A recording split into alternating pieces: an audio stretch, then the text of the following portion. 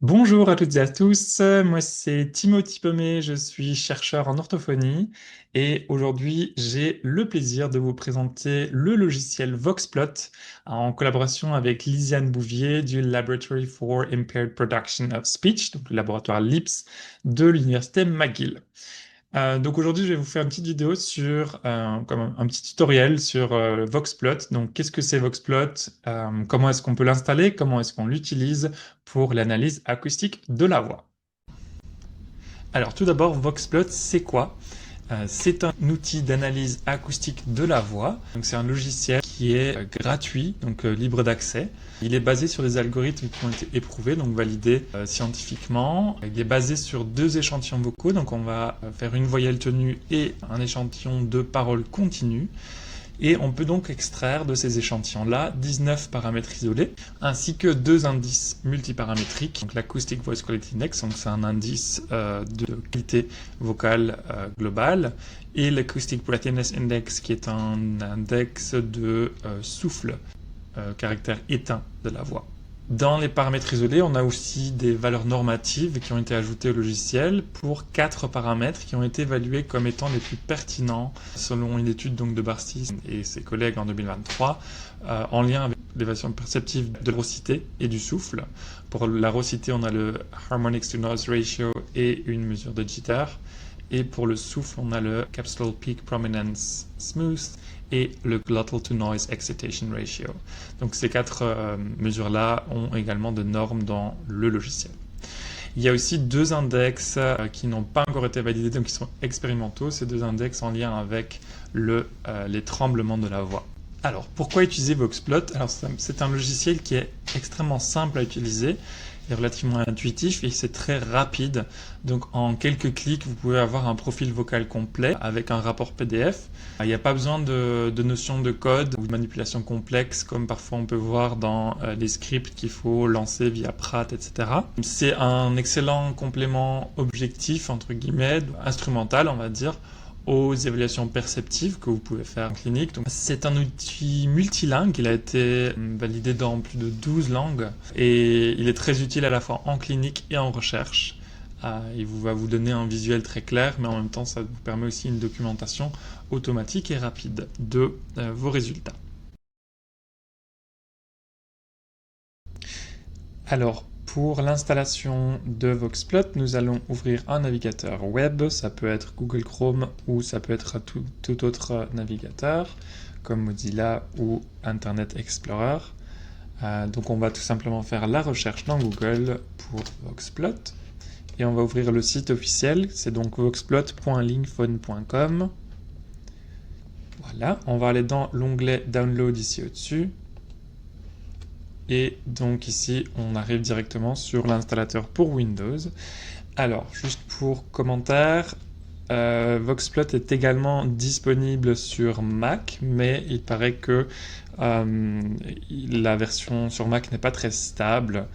Donc c'est plus rudimentaire et donc les auteurs ne conseillent pas l'installation sur un Mac pour l'instant. Donc si vous avez le choix, préférez plutôt un ordinateur Windows ou même un ordinateur Linux.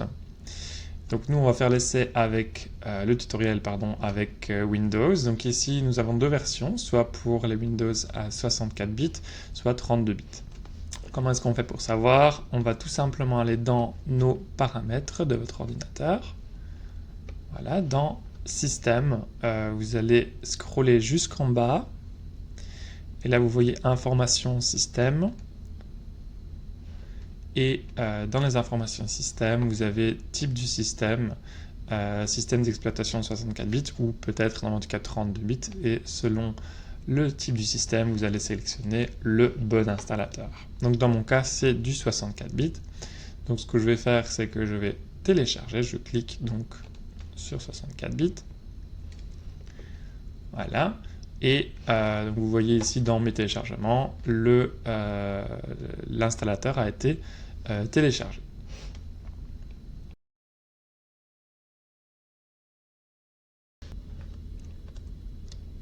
Vous pouvez soit directement cliquer sur l'installateur, soit ouvrir le dossier téléchargement et puis lancer l'installateur depuis là, ça ne change absolument rien. Il se peut que votre ordinateur vous demande d'autoriser l'installateur à s'ouvrir parce qu'il ne reconnaît pas l'éditeur. Il s'agit ici d'un logiciel tout à fait fiable, donc il n'y a aucun souci pour l'ouvrir tant que vous l'avez téléchargé depuis ce site officiel. Si vous ouvrez l'installateur, voilà, il va me demander d'abord de sélectionner la langue dans laquelle je veux installer mon logiciel. Donc je choisis le français. Donc vous avez l'accord de licence, je comprends et j'accepte. Vous pouvez soit créer une icône sur votre bureau, soit ne pas la créer, ça c'est votre choix. Et ensuite procéder à l'installation. Vous voyez que c'est tout simple, il n'y a pas de, il n'y a rien de compliqué à faire.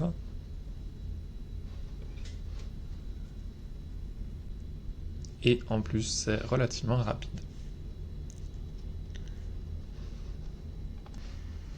Voilà, une fois l'installation terminée, il vous propose d'exécuter Voxplot. C'est ce qu'on va faire. Donc je vais cliquer sur terminer et le logiciel va m'ouvrir Voxplot.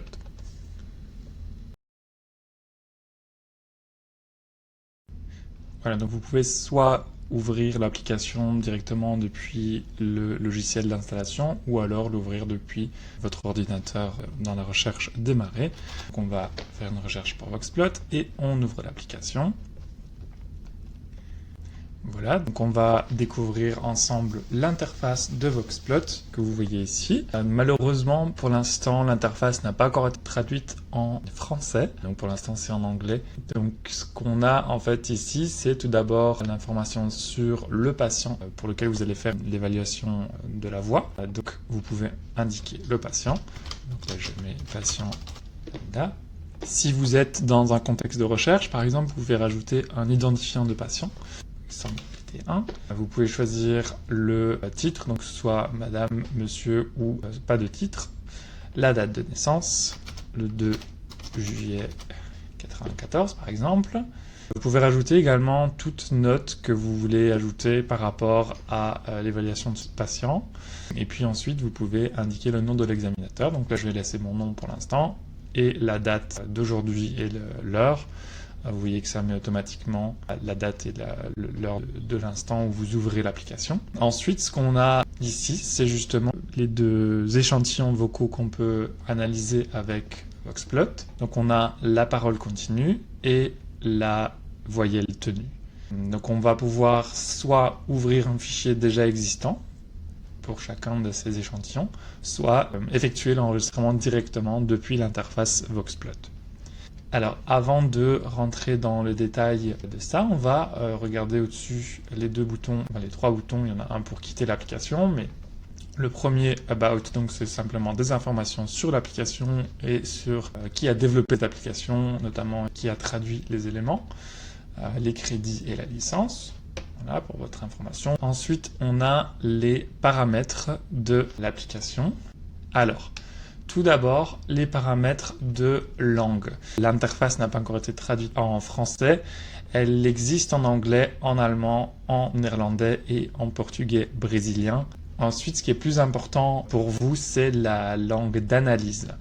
Donc là, en fait, vous avez beaucoup plus de langues disponibles et donc vous allez choisir la langue que parle votre participant, votre patient. Donc ici, on va garder le français. Donc vérifiez toujours bien ici la langue d'analyse de votre Voxplot avant d'effectuer l'analyse acoustique.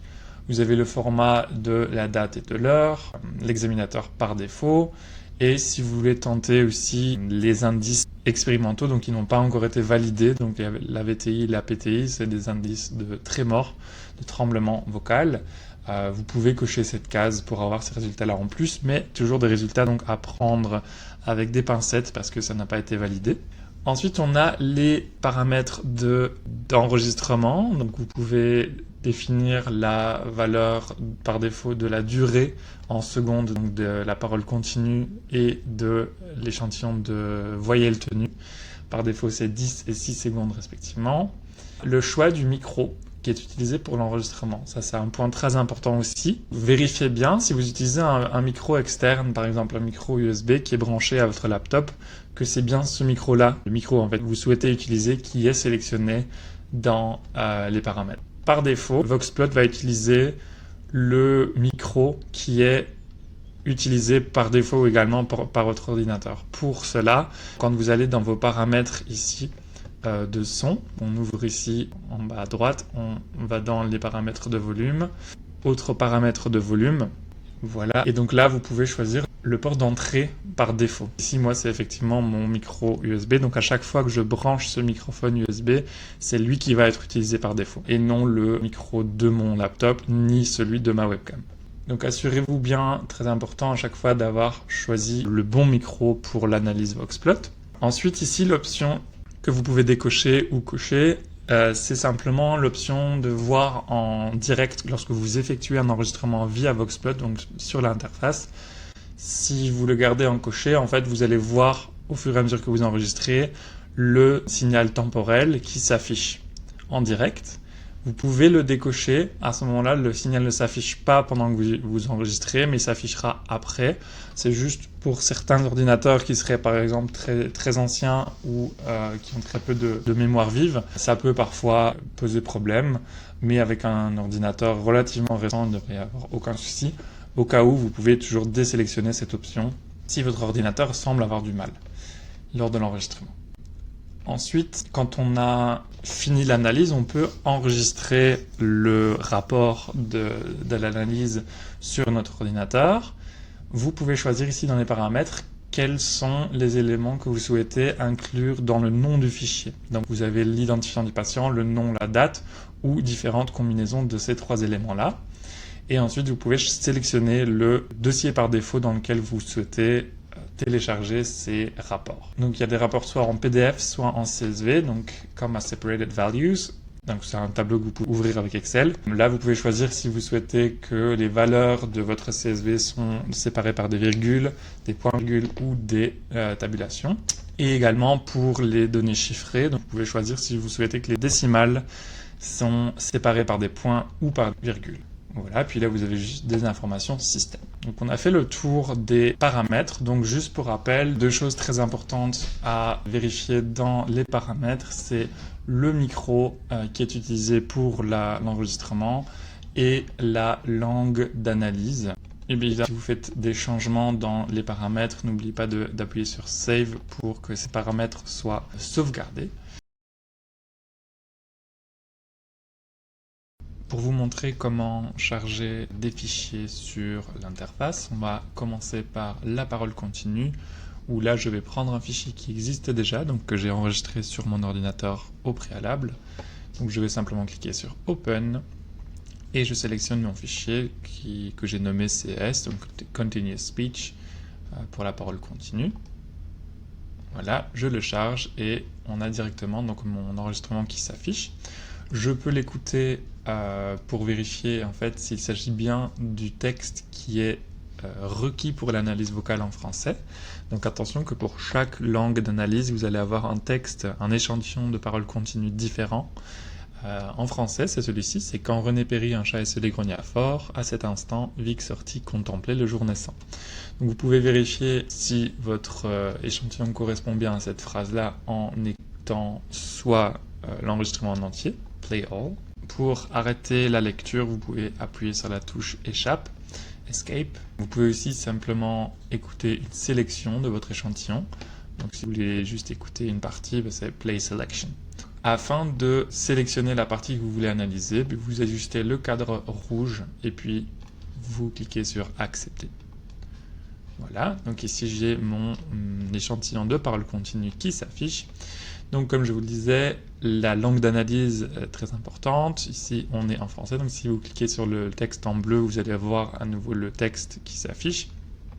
Si je change ma langue d'analyse, par exemple si on met l'anglais, voilà, je vais avoir un autre échantillon, un texte en anglais, et qui va changer pour chaque langue.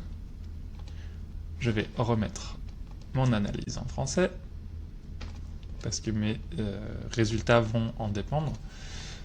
Voilà, donc j'ai chargé mon premier enregistrement. Pour la voyelle tenue, je vais vous montrer comment on enregistre directement depuis l'interface. À nouveau, vous pouvez également charger un enregistrement qui existe déjà sur votre ordinateur si vous l'avez, mais c'est juste pour la démonstration. Donc je vais cliquer sur New, et donc là, il me dit de faire un A pour au moins 3 secondes. Donc là, vous cliquez simplement sur Record.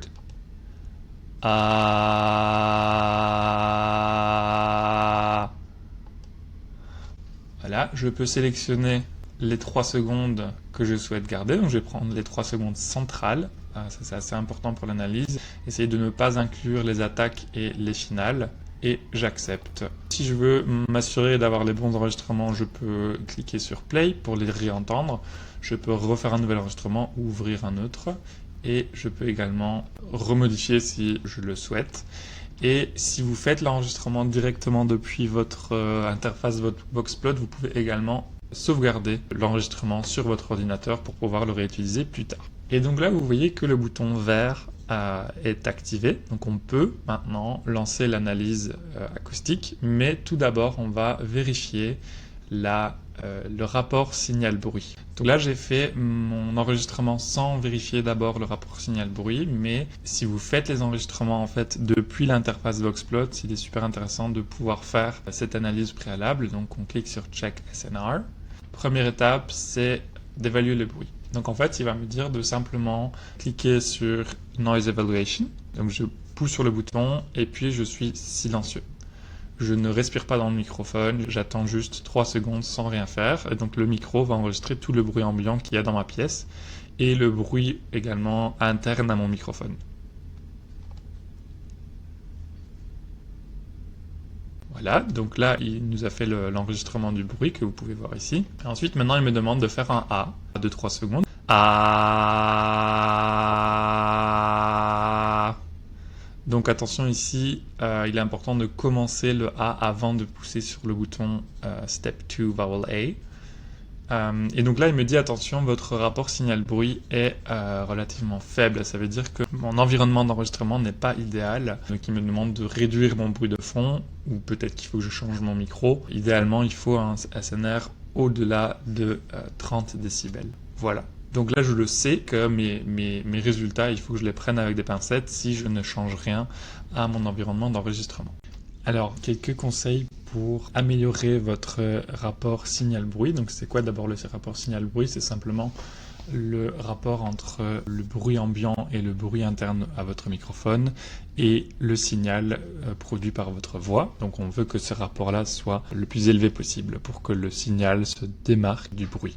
Donc, quelques conseils pratiques. Si vous avez des mesures de SNR qui sont faibles dans Voxplot, attention qu'à chaque fois, si vous changez quelque chose dans votre dispositif d'enregistrement, il faut refaire le SNR pour vérifier évidemment que votre nouveau SNR soit optimal.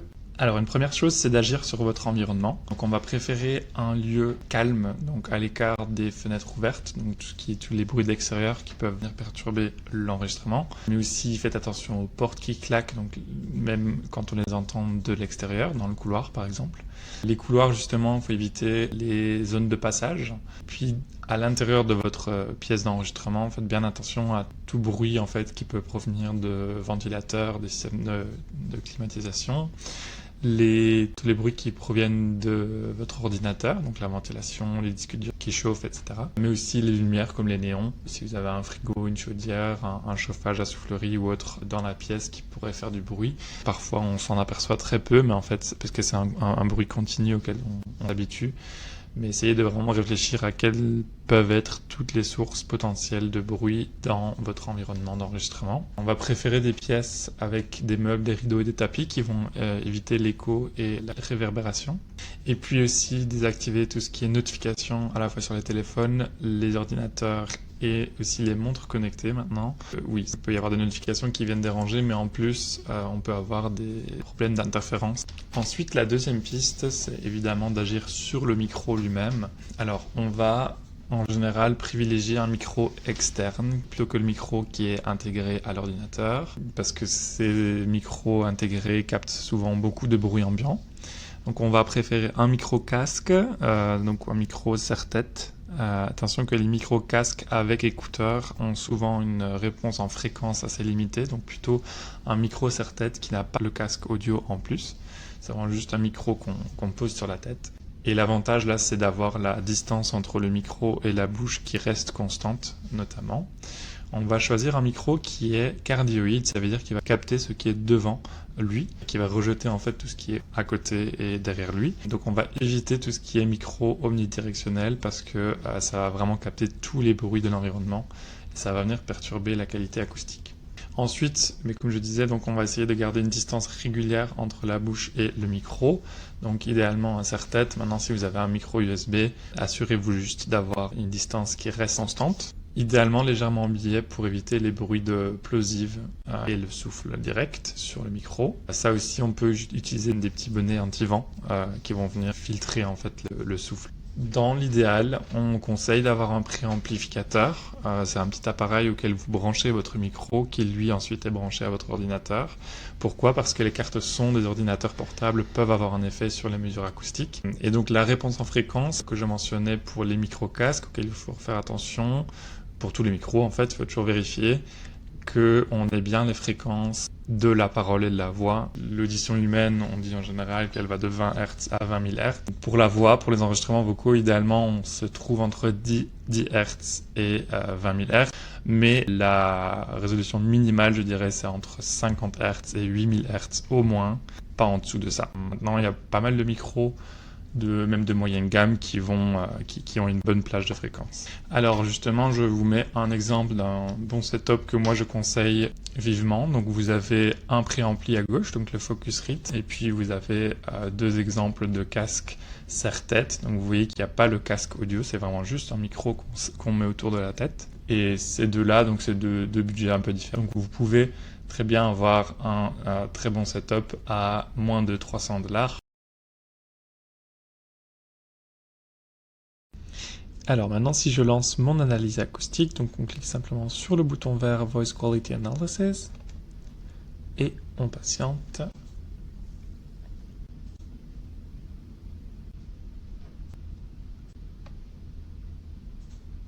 Voilà, mon analyse est terminée. Donc si on regarde les résultats, en fait, vous avez donc les paramètres acoustiques isolés, suivis par en dessous AFKI et ABI, donc les deux index multiparamétriques. On voit les normes pour les 4 mesures dont on vous a parlé dans l'introduction, donc le Capsular Peak Prominence, la mesure de jitter PPQ5, le HNR et le GNE, ainsi que pour l'AFKI.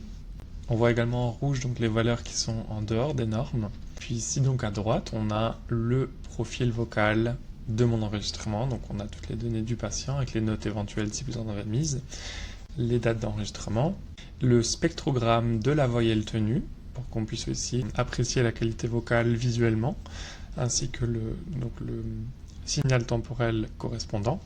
Donc on voit ici que ma qualité vocale globale donc, est dans la norme, mon rapport harmonique-bruit n'est pas idéal, et mon jitter est un peu élevé, mais là on sait que dans mon cas, mon SNR n'était pas optimal, donc mon rapport signal-bruit, donc mes conditions d'enregistrement n'étaient pas très bonnes. Donc ici on peut conclure que globalement il y a une bonne qualité vocale et que effectivement ces deux paramètres-là hors normes sont probablement dus à la qualité de l'enregistrement.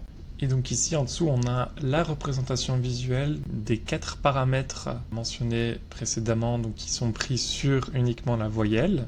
Donc on a 2 paramètres de souffle et 2 paramètres de raucité, ainsi que les index multiparamétriques, eux ils sont calculés sur la combinaison des 2 échantillons. Et donc en fait l'interprétation est assez simple, c'est-à-dire qu'en vert on a la norme et tout ce qui dépasse en rouge c'est ce qui est hors norme. Notez que si on utilise uniquement un enregistrement de voyelles tenues, c'est possible, mais du coup on aura uniquement les valeurs isolées qui vont s'afficher et pas les index multiparamétriques. Notons aussi que dans notre cas, en fait, l'ABI ne s'affiche pas sur le profil et dans la liste, en fait, on a juste la mesure et on n'a pas la norme. Pourquoi? Parce que simplement l'ABI n'a pas été validé en français, donc on a simplement un espace vide, malheureusement. Vous pouvez également réécouter les enregistrements vocaux que vous aviez faits. Donc en fait, en cliquant sur Play, vous avez SV, donc c'est la voyelle tenue, Sustained Vowel. Vous allez simplement entendre la voyelle telle que vous l'avez enregistrée. CS va être l'enregistrement de paroles continues. Et ce qui est intéressant, c'est que MX, donc c'est la combinaison des deux. Alors la combinaison, en fait, elle va paraître très étrange à l'oreille. Pourquoi? Parce que pour la parole continue, ce qui se passe, c'est qu'on va extraire uniquement les segments voisés. Donc tout ce qui est non voisé, c'est éliminé, parce que les mesures vocales, évidemment, sont prises uniquement sur les segments voisés de la parole continue. Donc en fait, ça va vous donner comme une parole très hachée.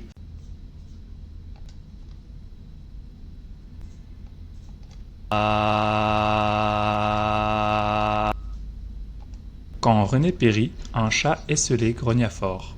À cet instant, Vic sortit contempler le jour naissant. Quand René périt, un chat esseulé grogna fort. À cet instant, Vic sortit contempler le jour naissant.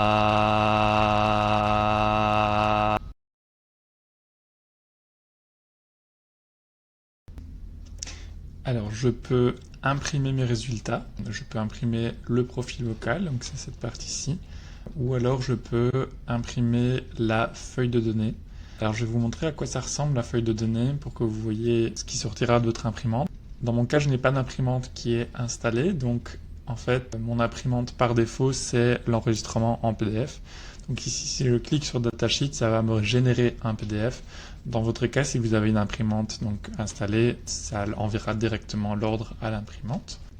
Donc là, je vais imprimer la feuille de données. Voilà, donc là, ça génère un PDF que je vais mettre sur mon bureau. Dans votre cas, ça ne générera pas forcément de PDF. Attention, ça va imprimer la feuille si vous passez par Print. Juste pour vous montrer à quoi cette feuille qui s'imprimera va ressembler. Voilà, donc on a les métadonnées. Ensuite, on a pour chaque mesure la donnée pour la voyelle tenue, pour la parole continue, ainsi que pour la combinaison des deux. Donc c'est beaucoup plus complet. Et vous avez ensuite aussi l'AFKI et l'ABI à la fin. Donc vous avez vraiment toutes les données chiffrées qui s'affichent et qui sont donc imprimées. Donc vous pouvez faire la même chose avec le profil vocal, donc ça va imprimer ce que vous voyez ici à droite. Et la deuxième option, c'est au lieu d'imprimer, c'est de sauvegarder, donc de télécharger le rapport. Donc vous pouvez télécharger le profil vocal comme vous le voyez ici, soit en PDF, soit en format image. Et la feuille que je viens de vous montrer aussi, vous pouvez la sauvegarder, télécharger en tant que PDF.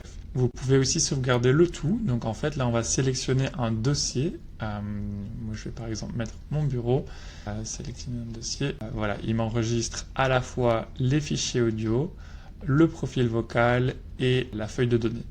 Ensuite, ce qui est intéressant aussi, c'est le fichier CSV. C'est un fichier qui va pouvoir être ouvert avec Excel.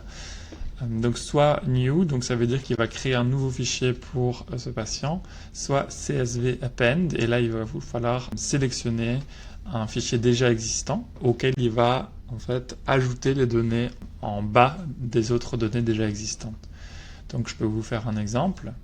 Je vais en créer un nouveau sur mon bureau. Voilà, j'ai bien mon CSV ici qui s'enregistre. Alors, pour ouvrir un CSV avec Excel, si vous l'ouvrez directement, ça va vous donner ce format-ci. Donc, je vous conseille d'ouvrir simplement un nouveau classeur Excel, puis de faire un import de données. Donc, données à partir d'un fichier CSV, ici, sur mon bureau, mon fichier CSV. Dans ce cas-là, il va vous faire un import formaté. Donc on peut lui dire que les données sont séparées par des virgules dans ce cas-ci. Donc vous voyez que ça va se mettre vraiment dans les cases comme on le souhaite. Voilà, ça ressemblera à ça. Donc j'ai le nom de l'examinateur, etc. Et ensuite j'ai toutes mes données chiffrées, comme on l'a vu tout à l'heure dans le PDF. Imaginons j'ai fait un nouvel enregistrement, j'ai un nouveau rapport et je veux l'ajouter en fait à un CSV qui existe déjà. Par exemple, un fichier qui reprend les données de tous vos patients. À ce moment-là, je fais CSV append. Donc là, j'ai fait un nouvel enregistrement et donc si je fais CSV append, Je sélectionne donc mon ancien CSV pour lequel j'avais déjà enregistré un patient précédemment. Et donc normalement, il devrait m'avoir mis à jour ce fichier-là qui existait déjà. Voilà exactement. Effectivement, on a donc le premier enregistrement et le deuxième avec les nouvelles valeurs. Donc on voit que les valeurs diffèrent. Donc comme ça, vous pouvez avoir un fichier en fait qui va reprendre toutes vos données de tous vos patients. Donc ça peut être pratique pour avoir un suivi ou des archives. Alors, je vais maintenant m'attarder un petit peu sur les mesures acoustiques et comment les interpréter. On va commencer par les deux mesures du spectre moyen à long terme. Donc ce sont deux mesures qui vont regarder comment l'énergie des fréquences évolue depuis les basses fréquences vers les hautes fréquences. Donc en fait on a le slope et le tilt, c'est des mesures très similaires, c'est juste une différente manière de les calculer. Donc en général, on part du fait qu'un son voisé va avoir une diminution normale d'environ 12 décibels par octave. Et quand on regarde, par exemple ici sur le graphique, une voix soufflée va avoir une pente qui va être plus accentuée. Donc on va avoir une perte d'énergie dans les fréquences aiguës du spectre, alors qu'une voix tendue va en fait avoir un spectre plus plat parce qu'on va avoir une accentuation de l'énergie dans les fréquences aiguës. Voilà, donc le spectral slope et le spectral tilt vont nous donner une première indication de la qualité vocale. Dans VoxPlot, le slope en fait est calculé en regardant la différence entre l'énergie dans la bande de fréquence de 0 à 1000 Hz par rapport à la bande de 1000 à 10 000 Hz.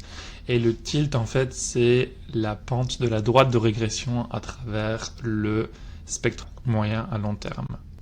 Alors à retenir, très important, et ça va être un peu valide pour toutes les mesures qu'on va voir ici, une seule valeur n'est pas suffisante pour tirer une conclusion. C'est-à-dire que si j'ai une pente spectrale qui me paraît pas dans la norme, ça ne veut pas forcément dire quelque chose.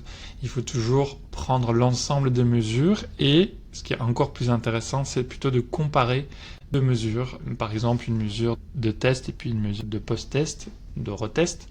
Donc si j'ai une pente qui passe de moins 35 à moins 20 décibels, là je peux plutôt dire qu'il y a eu effectivement une amélioration avec une voix moins soufflée. Ensuite, pour continuer dans ces mesures acoustiques de VoxPlot, on va d'abord revenir sur les deux sources de bruit qu'on peut retrouver dans le signal vocal. Il y a d'abord le bruit de perturbation, donc ça c'est tout ce qui est dû aux irrégularités de vibration des plis vocaux et qui va induire donc de la raucité perçue. Donc là par exemple les mesures de jitter des Shimmer sont les plus classiques. Et puis on a le bruit additif, donc c'est du bruit qui est ajouté par des turbulences qui se produisent notamment par une fermeture incomplète des plis vocaux. Donc là on va être plutôt dans une voix soufflée ou à caractère éteint. La mesure la plus classique c'est le glottal to noise excitation ratio. Je vous ai fait un petit tableau ici pour les principales mesures de bruit en fait de VoxPlot pour les mettre dans des cases, hein, même si c'est pas toujours aussi bien défini dans la littérature, mais globalement, voilà, la raucité, donc on est vraiment sur le jitter, le shimmer et le PSD. Puis on a les mesures de souffle, où là on est sur le GNE, la différence entre H1, H2 et le bruit dans les fréquences aiguës. Et puis on a des paramètres qui sont mixtes, où là vraiment c'est très difficile de dire si on est plutôt sur de la raucité ou du souffle, parce qu'en fait elles sont influencées par les deux types de bruit. Donc on a le HNR et le CPPS. Donc là c'est plus des mesures de qualité vocale globale, sans pouvoir vraiment différencier entre des qualités vocales spécifiques. On va commencer avec H1, H2, donc c'est la différence entre l'amplitude du première harmonique et du deuxième harmonique. Première harmonique, c'est la fréquence fondamentale. Cette mesure-là, elle corrèle avec la proportion du temps d'ouverture par rapport au temps de fermeture des plis vocaux. Et en fait, on voit que quand on a une voix soufflée, par exemple, c'est la phase d'ouverture qui va être plus longue, et on observe une diminution d'amplitude du deuxième harmonique. Et donc, ce qui a comme effet que la différence d'amplitude entre H1 et H2 va être plus élevée dans les voix soufflées. Au contraire, dans les voix tendues et dans les voix rauques, on va avoir un temps de fermeture qui va être allongé par rapport au temps d'ouverture. Et là, on va avoir donc une amplitude de deuxième harmonique qui va être plus élevée. Et donc ça va induire une différence H1, H2 négative dans ces types de voix. Alors attention, cette mesure-là est influencée par le type de voyelle, donc on conseille l'utilisation de voyelles ouvertes, sinon en fait on a des modifications dans les formants qui vont induire donc des différences dans les mesures aussi de H1, H2 et aussi par la nasalité, parce que quand on a une voyelle nasale, on va avoir des antiformants qui vont venir perturber cette mesure. Donc vraiment attention à le faire sur un A qui n'est pas nasalisé.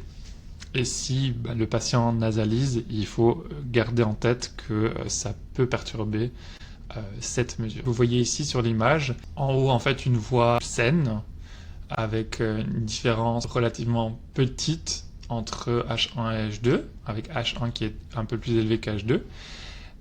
En bas à gauche, vous voyez une voix soufflée, où là vraiment on a la différence H1, H2 qui est fortement accentuée. Et puis à l'inverse, donc une voix tendue ici à droite, une voix forcée. Là on va avoir le deuxième harmonique plus élevé, donc en fait on va avoir un H1, H2 négatif. Ensuite on a les mesures de perturbation. Ce sont des mesures de variabilité de cycle vibratoire, soit de la fréquence, soit de l'amplitude. Pour les trois premiers, on est sur la variabilité ou l'instabilité de la fréquence fondamentale, donc des périodes du cycle. On a le jitter local, c'est la variation d'une période à l'autre. Donc si on regarde ici en dessous, on a des périodes qui se répètent. Donc en fait, on va vraiment regarder la durée d'une période par rapport à la durée de la suivante, etc. Le jitter local, c'est vraiment de cycle à cycle, donc on est plus vulnérable aux erreurs de mesure. Le jitter PPQ5, c'est comme une moyenne lissée. Donc en fait, ce qu'on va faire, c'est qu'on va comparer chaque période à ses deux voisines de gauche et de droite. Et donc ça va donner une mesure qui est un peu plus robuste. Ensuite, on a le PSD, c'est le Period Standard Deviation. Cette mesure-là, en fait, c'est juste une autre manière de quantifier l'instabilité de la fréquence. Donc au lieu de l'exprimer en pourcentage, on va regarder l'écart type statistique, donc une dispersion statistique de la durée des périodes. Ensuite, on a les mesures de variabilité en termes d'amplitude, donc l'instabilité d'amplitude. On a le shimmer. Le shimmer %, c'est un peu comme le jitter qu'on vient de voir, du cycle à cycle. Et le shimmer dB, c'est la même chose, mais c'est juste exprimé en décibels au lieu de l'exprimer en pourcentage. On est ensuite aux mesures d'harmonicité. Les mesures d'harmonicité, elles font quoi? Elles vont nous renseigner sur le rapport entre les composantes harmoniques, donc tout ce qui est signal périodique, donc lié à la voix, et tout ce qui est bruit qu'on veut minimiser dans les voix saines, évidemment. Donc on a le HNR classique, Harmonics to Noise Ratio, c'est donc le rapport entre la partie périodique dans le signal, donc c'est tout ce qui est contenu dans les pics harmoniques d'un signal, et la partie apériodique, donc c'est tout ce qui se trouve entre les harmoniques, c'est toutes les zones bruitées. Donc si on regarde ici en bas, on va avoir en rouge un signal avec beaucoup de bruit, en bleu un signal avec peu de bruit.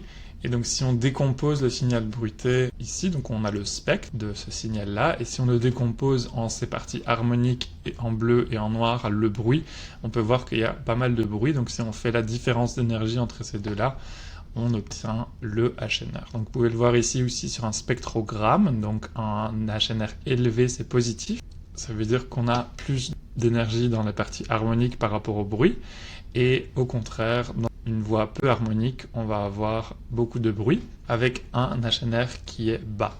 Le HNR est associé à la fois au souffle et à la raucité. Globalement, on l'associe plus à la raucité, mais de toute manière, c'est un indicateur qui est très vite ininterprétable, comme d'ailleurs le jitter et les shimmers. Donc dès qu'on est sur des dysphonies très sévères, c'est très difficile d'interpréter ce score-là, en fait. Donc pour le souffle, en fait, on va dire il vaut mieux se référer au GNE. Ensuite, on a le HNR-D, donc c'est comme le HNR, mais c'est une variante simplement qui va se concentrer sur une zone de fréquence plus limitée, donc entre 500 et 1500 Hz, c'est-à-dire approximativement la zone des premiers et deuxièmes formants de la voyelle A. Les études de ces auteurs ont montré que c'est plus robuste que le HNR classique. Ensuite, on a le GNE, le Glottal to Noise Excitation Ratio. C'est une mesure qui va estimer la quantité de bruit glottique, donc tout ce qui est turbulence par rapport à l'excitation vocale harmonique. Je ne vais pas aller rentrer en détail sur la réalité physique derrière, c'est un peu complexe, mais globalement, c'est une mesure qui est vraiment bien corrélée avec la perception du souffle et qui, au contraire, est assez indépendante de l'irrégularité vibratoire. Donc même quand on a de la raucité, c'est une mesure qui reste interprétable. Plus le GNE est élevé, meilleure est la qualité vocale. Ensuite, on a le High Frequency Noise, donc c'est la proportion de bruit dans les fréquences aiguës, donc au-delà de 6000 Hz par rapport aux basses fréquences en dessous de 6000 Hz. Quand cette proportion de bruit est accrue dans les hautes fréquences, on se trouve souvent dans le cas d'une voix soufflée. Donc on parle bien du bruit, pas de l'énergie harmonique, attention. On a aussi les voice breaks, donc ce sont les ruptures vocales. Donc là, c'est simplement une mesure de discontinuité dans le signal phonatoire, qui sont souvent présentes dans les dysphonies les plus sévères. Donc c'est fait uniquement sur la voyelle tenue. Et donc ça nous donne une idée des proportions de segments non voisés sur la durée totale de la voyelle tenue. Donc dans une voix saine, on s'attend à aucune rupture, évidemment. Ensuite, on a le CPPS, Capstone Peak Prominence Smooth. En fait, c'est une mesure qui a beaucoup fait parler d'elle dans la littérature, et toujours encore maintenant. Et elle est fortement utilisée dans le domaine de la voix. C'est une mesure de périodicité du spectre vocal. Je simplifie fortement, mais on va faire un spectre d'un spectre pour révéler la périodicité des harmoniques dans le premier spectre, en fait. Donc le principe, c'est plus un signal temporel, donc que vous voyez ici au-dessus, est périodique, plus la structure harmonique du spectre, donc le deuxième dessin sera donc distinct, donc on va avoir des harmoniques qui seront bien espacées très régulièrement, sans bruit, etc. Donc plus la structure harmonique du spectre est distincte, plus le pic cepstral sur le cepstre va être prononcé. Et c'est quoi le pic cepstral? C'est simplement le pic qui représente la structure harmonique dans le spectre. Donc pour le premier spectre, on mesure la périodicité du signal temporel, et dans le deuxième spectre, on va regarder la périodicité du spectre. Alors, en cas de bruit spectral prononcé, la structure harmonique donc dans le spectre va être moins claire, et donc le pic cepstral dans mon cepstre à la fin va être moins prononcé. Pour mesurer la périodicité du spectre, on va calculer une droite de régression sur le cepstre, par rapport à laquelle on va ensuite mesurer l'amplitude du pic cepstral, c'est-à-dire sa proéminence. Donc vous voyez ici, la ligne rouge, c'est la droite de régression à travers le cepstre, et donc le pic cepstral ici est assez proéminent par rapport à la droite où il est moins proéminent. Ça veut dire qu'on a une moins bonne qualité vocale. Donc plus le pic est prononcé, plus il se démarque, plus le spectre est harmonique, et donc meilleure est la qualité vocale. Ici encore des exemples. Donc au-dessus, vous avez le spectre à gauche d'une voix qui est de bonne qualité. Donc vous avez une bonne régularité du spectre. On voit vraiment que les traits rouges correspondent aux harmoniques, et entre les harmoniques, on n'a pas de bruit. Et le cepstre, en fait, donc le pic cepstral va vraiment se démarquer du fond. La deuxième et troisième image, ce sont tous les deux des cepstres, mais la troisième, c'est le cepstre lissé, donc c'est le S de CPPS. Smooth Cepstrum, c'est simplement qu'on fait un lissage mathématique pour mieux pouvoir détecter les pics. Et à droite, en fait, on a une voix rauque avec, si vous voyez donc sur le spectre du bruit entre les parties harmoniques, donc vous voyez qu'il y a des pics en fait ici qu'on ne veut pas voir. Et c'est ces pics-là en fait qui donc dérangent la structure harmonique du spectre. Et effectivement, quand on regarde le cepstre après, on voit que le pic cepstral est beaucoup moins proéminent. Donc le pic est vraiment un indicateur d'harmonicité de la voix. Ensuite, on a des mesures prosodiques, la mesure de fréquence fondamentale classique. On a la moyenne, on a l'écart type de la fréquence fondamentale. Alors, l'interprétation va dépendre de l'échantillon. Pour la voyelle tenue, on veut que l'écart type soit faible, c'est-à-dire que la fréquence fondamentale reste stable, alors que pour la parole continue, on veut qu'elle ne soit pas monotone, et donc on veut qu'elle varie autour de la moyenne. Pareil pour donc le minimum et le maximum de la fréquence. Donc là, c'est pour donner une idée de l'étendue de l'utilisation de la fréquence fondamentale. Pour la voyelle, on veut une étendue très faible et pour la parole continue, on veut une étendue bien plus large. Et on a aussi une mesure d'étendue en demi-ton. Ensuite, on termine par les deux index de qualité vocale. Donc, on a l'Acoustic Voice Quality Index, donc c'est l'AFQI. VoxPlot utilise la version 0.3.01, donc qui est la dernière qui avait été validée par les auteurs. C'est un index, en fait, qui utilise 3 secondes de voyelle tenue et les segments voisés de la parole continue. Donc, on a un texte spécifique pour chaque langue à lire et le logiciel va découper uniquement les segments voisés et les accoler les uns aux autres. L'AFQI utilise le CPPS, la chaîne de mesure de shimmer, et puis les deux mesures de spectre moyen à long terme, donc le slope et le tilt. Une valeur plus élevée indique une qualité vocale altérée. Le score SOI en français est de 2.33. Alors attention, la mesure de l'AFQI a montré dans notre étude en 2018 une spécificité maximale, c'est-à-dire qu'il y a aucun faux positif, mais par contre une sensibilité qui était quand même relativement limitée, à environ 60%. Ça veut dire qu'il y avait la présence quand même de pas mal de faux négatifs, où l'AFQI en fait est OK, mais le G de la GRBS, le degré moyen perçu par les orthophonistes, était différent de 0. On avait quand même ce cas-là dans 34%.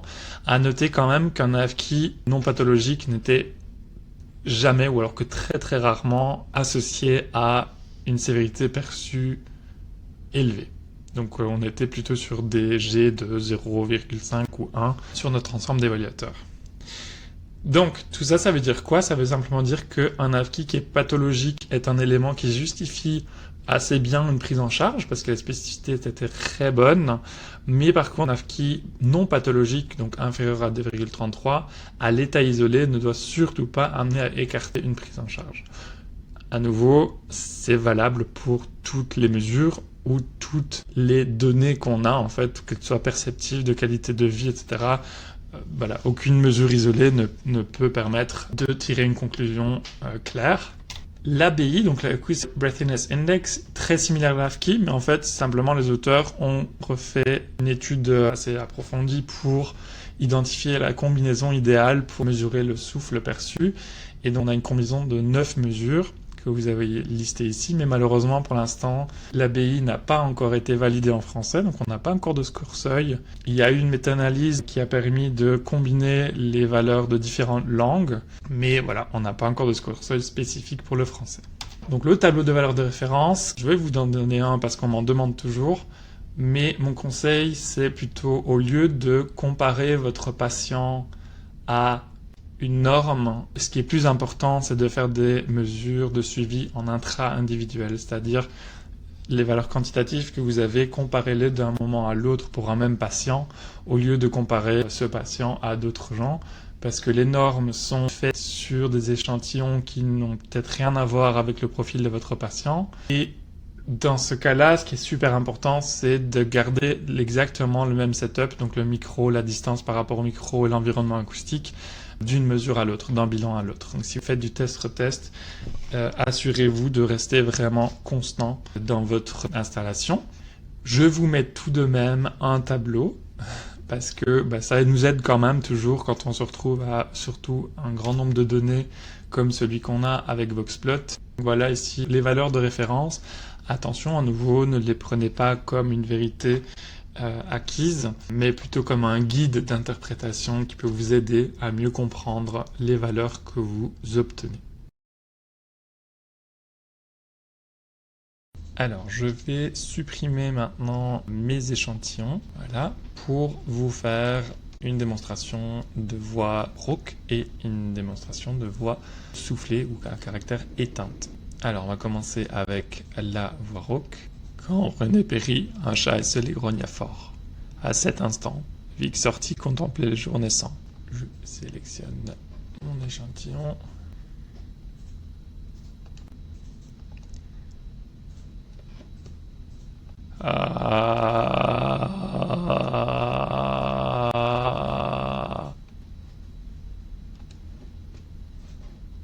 Là, je lance mon analyse acoustique. Voilà, donc effectivement, quand on voit ce profil vocal, ben on voit qu'effectivement tous les marqueurs de raucité sont hors norme. On a même ici un petit peu le CPPS qui est hors norme. Alors, le CPPS, il est à la fois relié au souffle et à la raucité. Donc c'est normal que dans mon cas ici, il soit activé.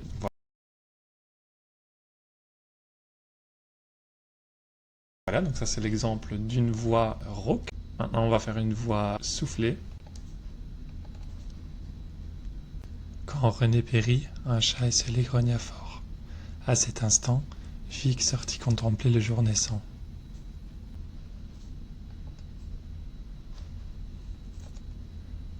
Ah.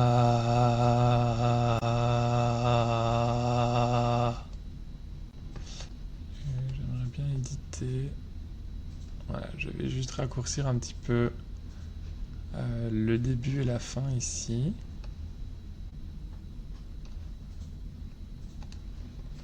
Voilà, et je relance mon analyse acoustique. Alors, comme on peut voir, on a ici à la fois de la raucité et du souffle. Donc, ma simulation n'était pas parfaite. Dans ce cas-ci, on voit bien le GNE qui est très élevé aussi. Donc là, c'est vraiment un indicateur d'une voix soufflée éteinte.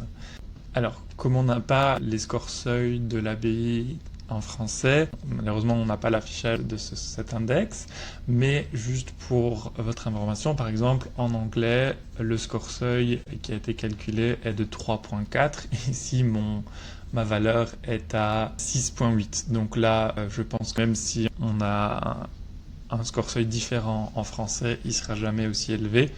Donc vous pouvez quand même voir que la valeur est très haute.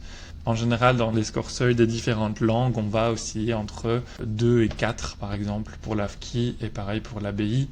Donc quand on est à des valeurs de 6 ou 7, clairement, même sans avoir le score seuil exact, ça confirme en tout cas l'objectivation du caractère soufflé de la voix.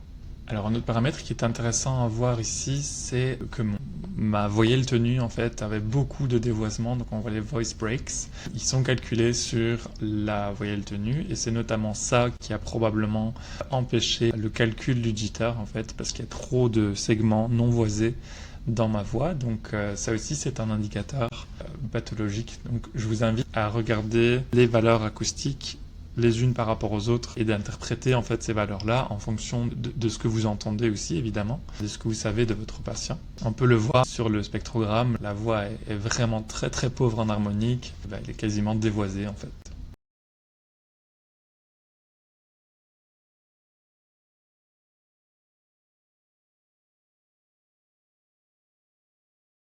Juste un petit mot sur la complémentarité entre l'acoustique et le perceptif. La perception humaine, elle est très fine, mais elle n'est pas linéaire. C'est-à-dire qu'une petite différence acoustique n'est pas forcément équivalente à une petite différence perceptive et vice-versa. Les forces de l'acoustique sont que les mesures instrumentales sont plus objectives entre guillemets. On reste sur des guillemets parce que évidemment elles dépendent quand même de pas mal de facteurs qui sont derrière contrôlés par un humain.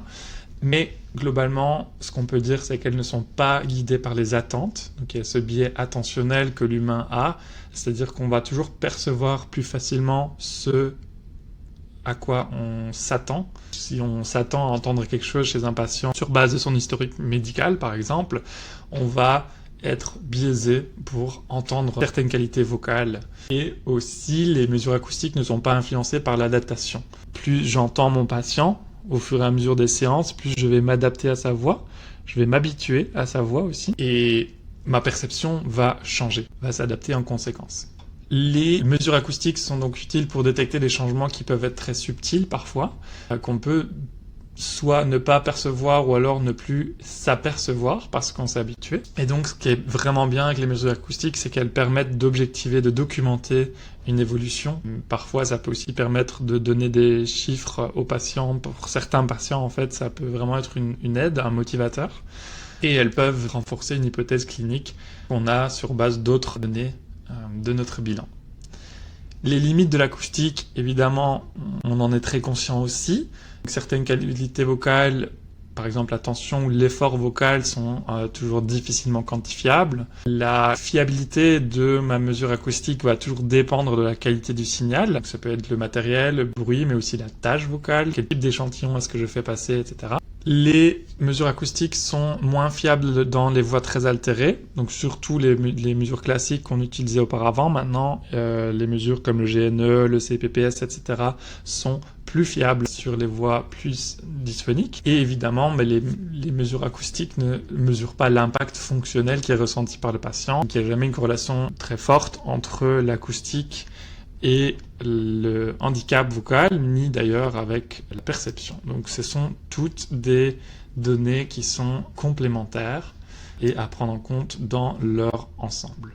Une petite métaphore que j'aime bien donner pour terminer cette présentation, c'est la métaphore de la loupe du bijoutier. Alors, à l'œil nu, donc qui représente la perception auditive, on peut déjà se faire une bonne idée. Est-ce que c'est une belle pierre? Est-ce qu'il y a des défauts visibles? Mais la loupe, donc l'acoustique, va révéler des détails qui peuvent être minuscules, comme une fissure interne, une irrégularité de surface, qui vont être des indices subtils, mais qui peuvent être très précieux. Donc l'acoustique, cette loupe en fait, ne donne pas toute l'histoire, la valeur sentimentale du bijou, l'usage, le confort porté, etc. Mais elle va certainement renforcer l'expertise.